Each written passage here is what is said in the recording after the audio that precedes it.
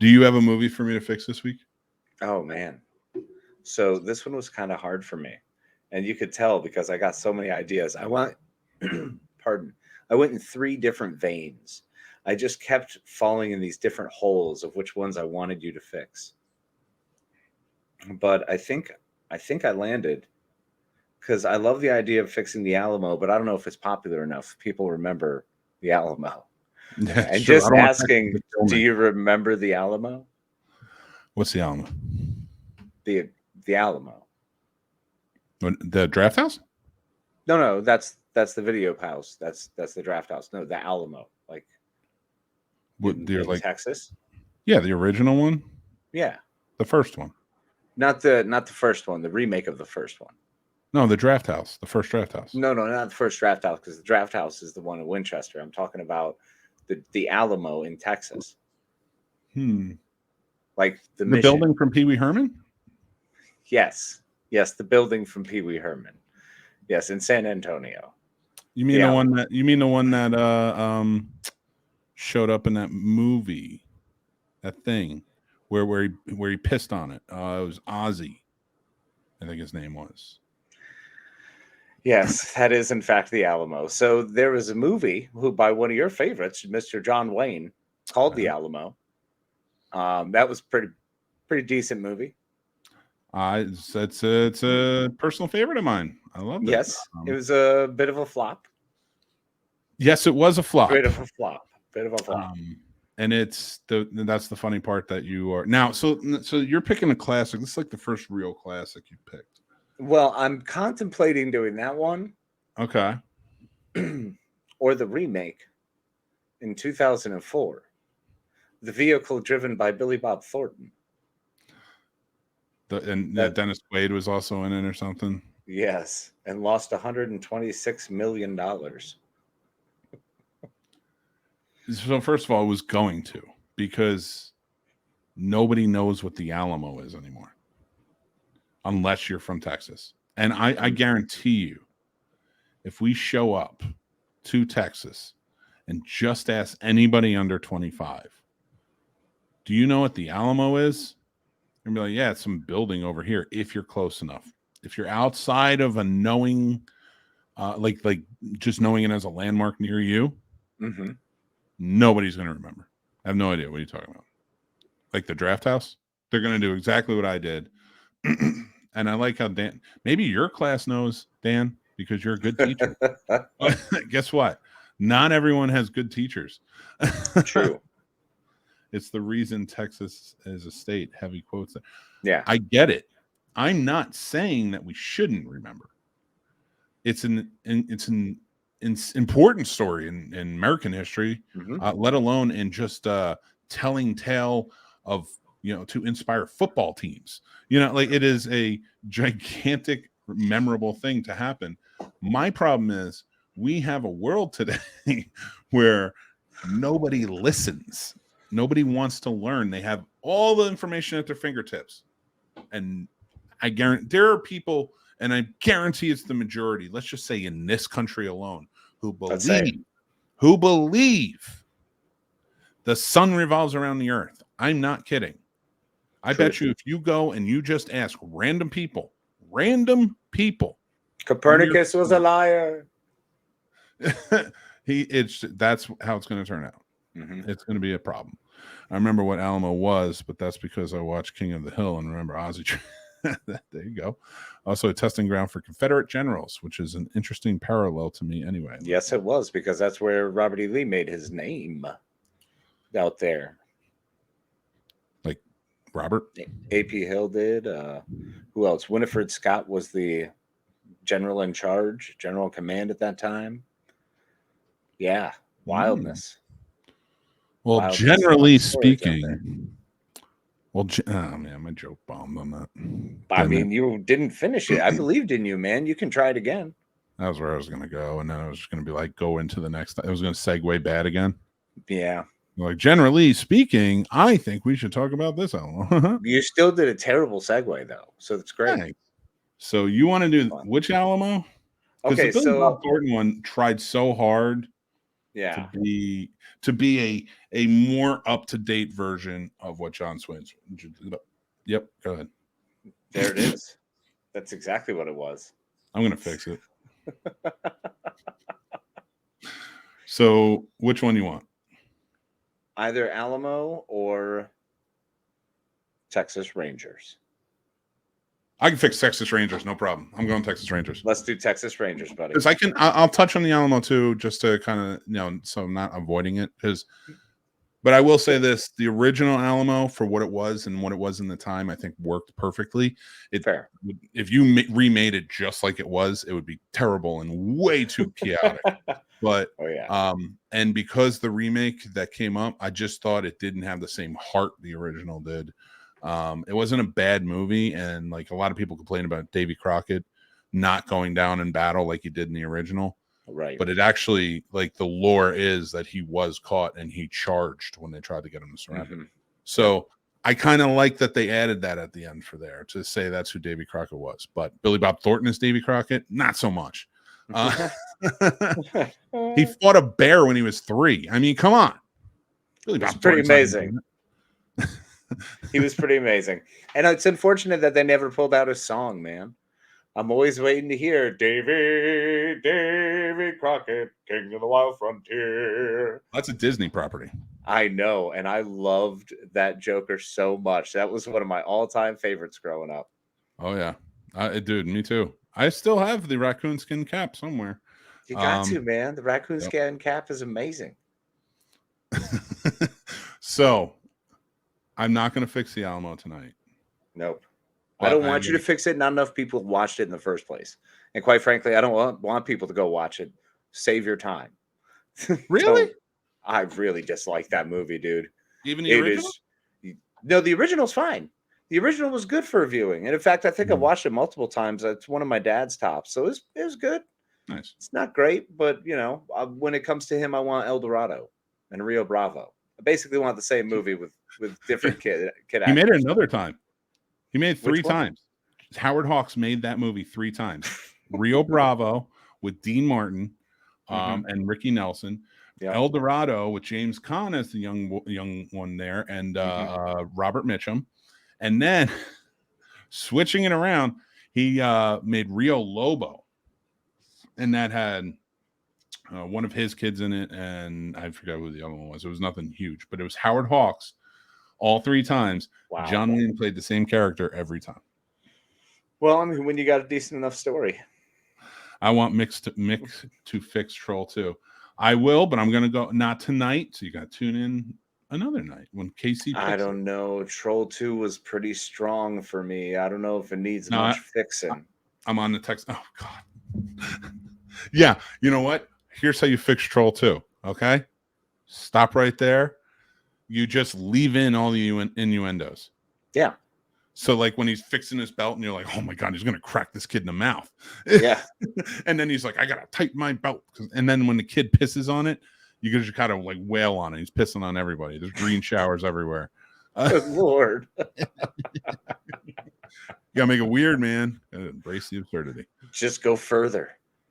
Go the distance, Ray. Here's how I'd fix it. I'd put a fucking troll in it. Hey, there you go. No bog, no trolls, just goblins. Or put a troll from like Middle Earth in there that just jacks stuff up and just smashes them. They're under attack from this giant beast.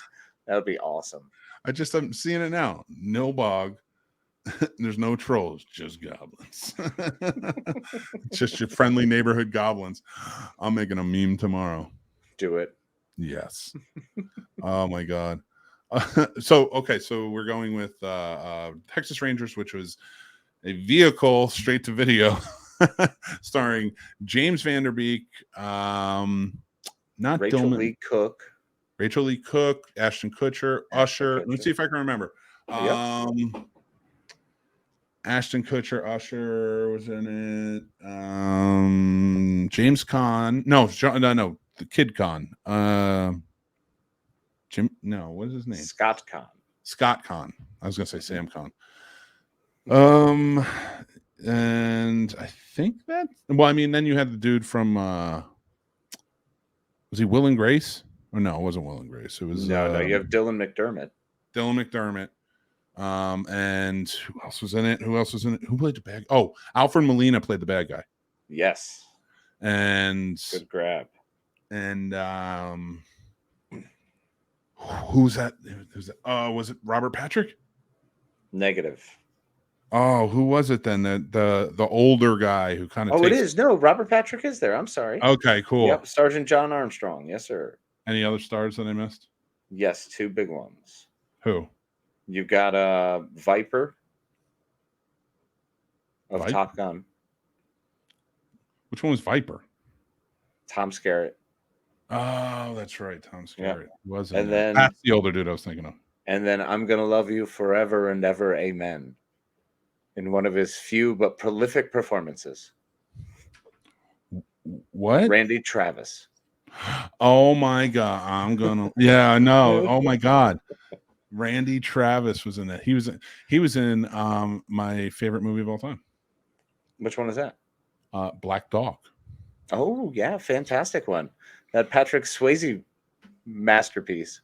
I can fix that one, and I would not drop 1 star from that movie. You don't need to. It's not bad. It just wasn't good. It just wasn't good. You're right. You just need to shuffle some pieces, man. It was fine. If that movie came out in the 70s about truckers and this whole hijack thing, that movie would have made but the equivalent of $6 billion today, because everybody loved the goddamn road trucker movie in 70s. It's true. How about Reindeer Games? That one being some weird cross between everything. That one needed some love. That needs some help. Yeah, not that could have been a gritty Don Siegel movie or something. Mm-hmm. But I'm telling you, because look at Convoy. Look at what is it? What the hell's the stupid one that I love? Smokey and the Bandit. Smokey and the Bandit. I love it. I love that movie. I will watch it. It's a great one. It's a stupid movie. It's a stupid movie. Most Chris Christopherson movies were up there.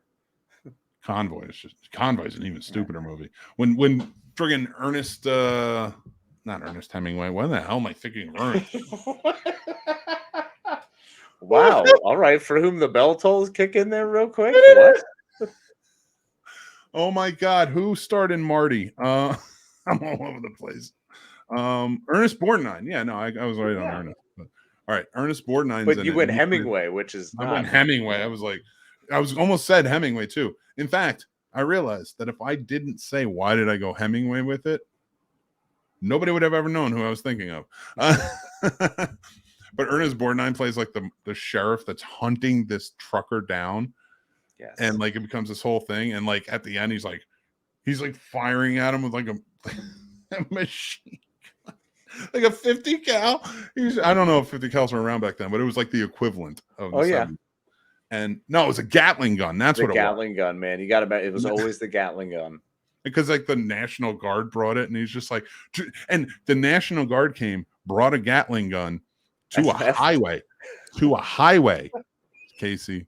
He brought it to a highway. All you have to do is close the road on each side. You'll be fine. Oh, they've tried that plenty of times in the movie. These trucks don't seem to stop. But they brought the Gatling gun and all the National Guard to a highway. And as he's barreling down and everyone's firing at him with regard to who's behind him, they're just firing off at him left and right. And he's got the Gatling gun. And he wants to do it. And he said, come on, Rubber Ducky. Come on, Rubber Ducky. And he's like getting ready to do it. But it's Ernest Borgnine's sheriff character holding the Gatling gun. No one from the National Guard was like, no. No. That's ours. You can't just use our piece of equipment. Pentagon didn't call up Texas and say, are you kidding me? These guys are all over the news. We're not going to send our boys over during Vietnam or whenever the hell the movie came out. It was either during Vietnam in the early 70s or it wasn't. I don't know. We'll find out later. It was all the same, wasn't it? I mean, yeah. And we're going to make them look even worse by letting the sheriff take over their Gatling gun and fire it off. Oh, it's so ridiculous. And he blows it up. And then Rubber Ducky dies. Yep. Or does he? Well, he goes out, that American renegade lifestyle. It's just the 70s, like if you just judged, like if some ancient civilization, not ancient, future civilization, came back, looked at like our movies, and they only have movies from the 70s. They would think that's the Wild Wild West. Wow. That's It's how true. horror film was.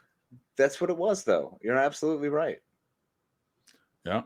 That's ridiculous. Hey, what's up, George C3? Yeah, George you were here. C3. Sir. Hard to find. I pinned it to the top.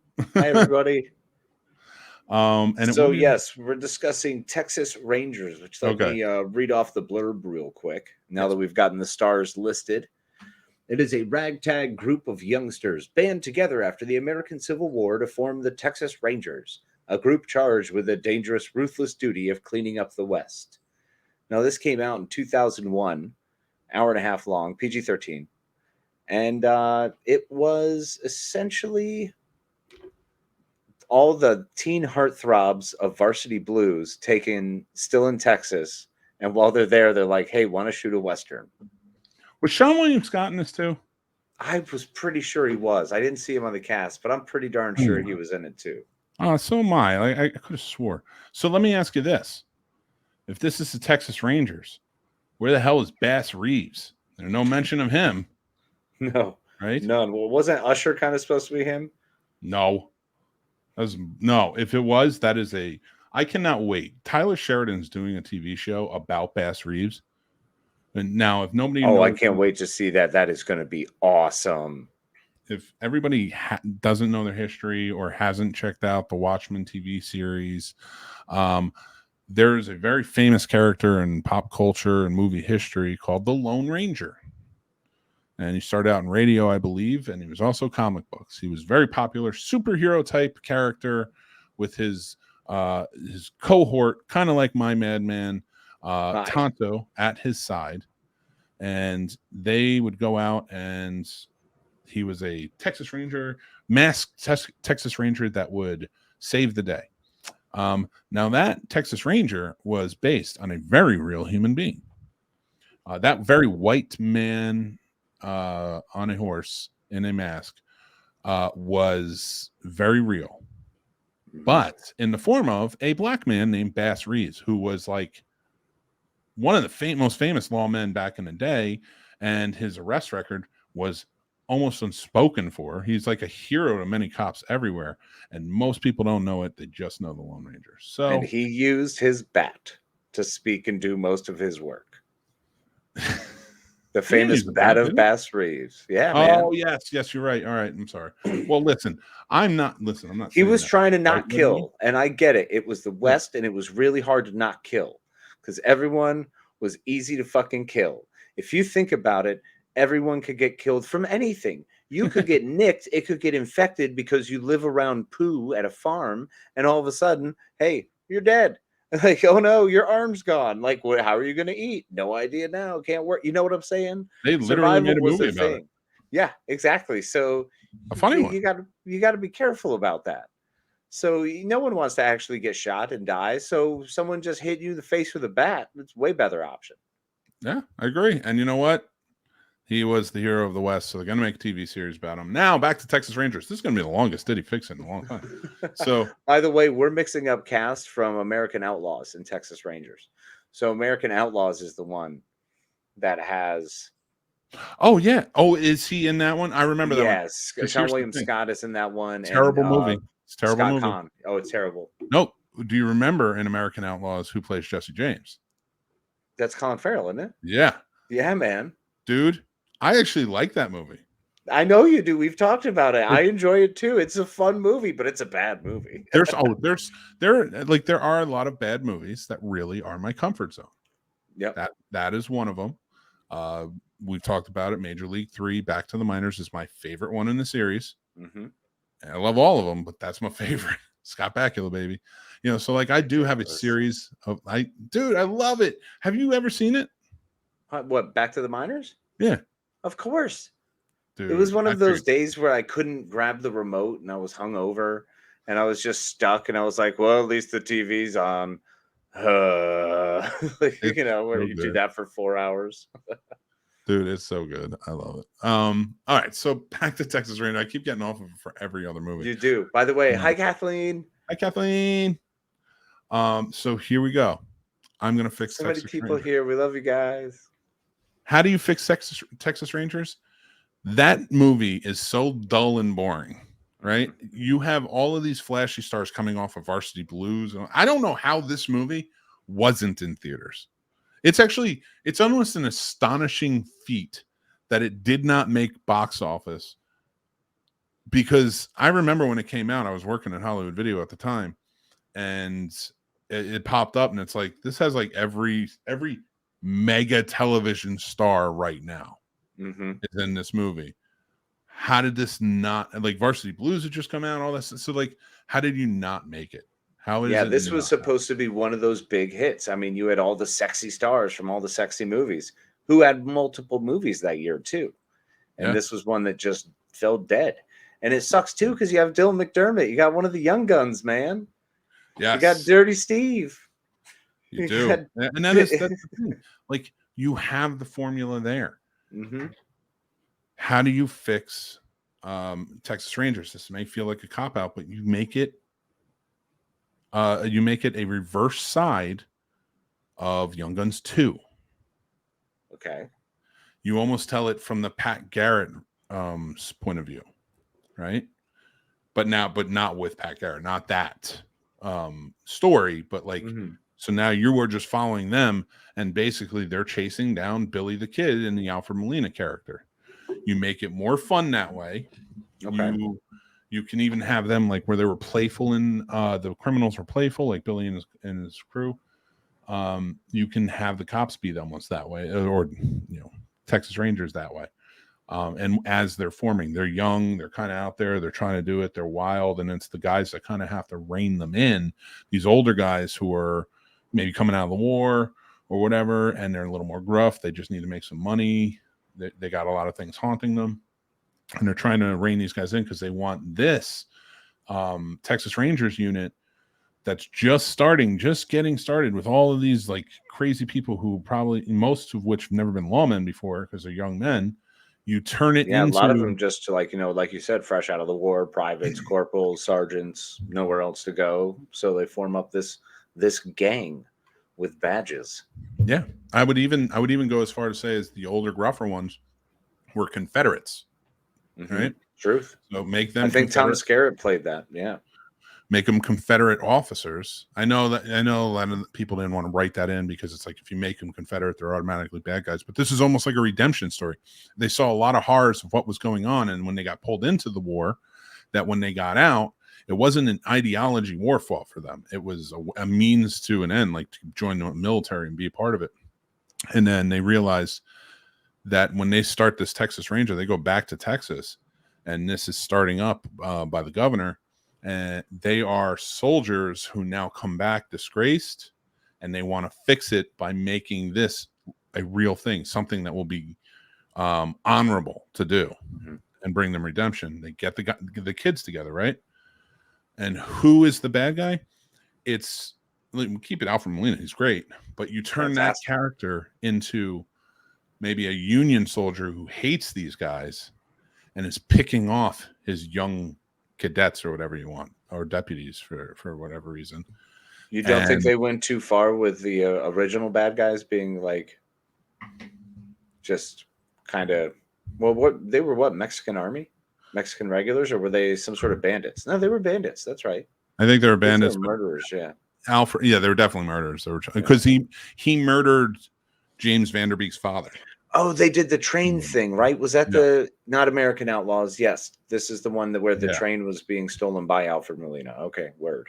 And they got the Gatling gun. There's always a Gatling gun, by the way. No, the Gatling gun was. Yeah, no. See, this is where we get all mixed up, because you take this movie, you take American Outlaws, and then you jump into Lone Ranger and Young Guns and all that stuff. Yeah. Now, Young Guns, the first one had a Gatling Maverick. Maverick.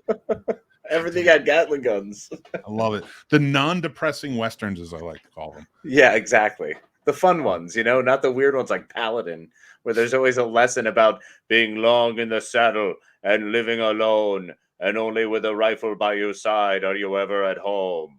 The Paladin. Like, what? My favorite thing ever is the story about how Hondo was made, which I love Hondo. Mm-hmm. But so Shane was made. Hondo. Sorry. Hondo. I have to every time I hear it. It's like it wells it. up within me. Because it was like 3D and everything. Exactly. So Hondo was made because what's his name? Shane got made, and John Wayne turned that movie down because it was based on a book, and they're coming in with it, and they're like, it's not going to be anything. But Shane was so massively accepted. It was like one of the highest grossing movies of all time, especially for that time. And I think it was nominated for a few things. So like it was wildly successful. So what does John Wayne do? I'm going to remake it and call it Hondo. Amazing. Oh my God. Hey, I don't dislike Cowboys vs. Aliens. I don't dislike that movie. I can fix it. It's not good. I can fix it by any stretch of the imagination. It is fun and enjoyable sometimes. Like, yeah, how much? What am I on? Am I on specific drugs? Am I in a lot of pain? Because sometimes when I'm in pain, I might like that movie. Oh my God, you really did not like that movie. I was not a fan. I was not a huge fan. It'd be great if 1923 just bombed hysterically because people couldn't watch Harrison Ford be a cowboy again. Like, enough. We get it. You're the gruffest man on earth. Just go plant things already. All right. Look at your hands, man. Are you building something? That's what I expect. Are you tending to bees, Harrison?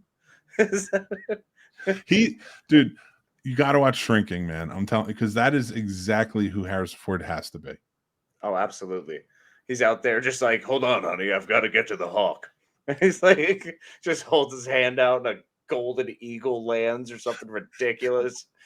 Pulls his whip out. It just whips a car and it's just like, oh, see you later. Of course he would. Of course he would. He goes into his hangar and he's like, which plane am I going to try to crash today? He just jumps in. You know how many people he saved? You shut your face. Just saying. Yeah, fair. He never crashed Falcon. He's got like the Falcon isn't. Oh, I can't finish that sentence. What were you gonna say? I can't say it. I'm not gonna say it. So I don't mean it. I don't mean it. So I'm not gonna say it, and I don't say things I don't mean. Yeah, but you are. The Falcon is real.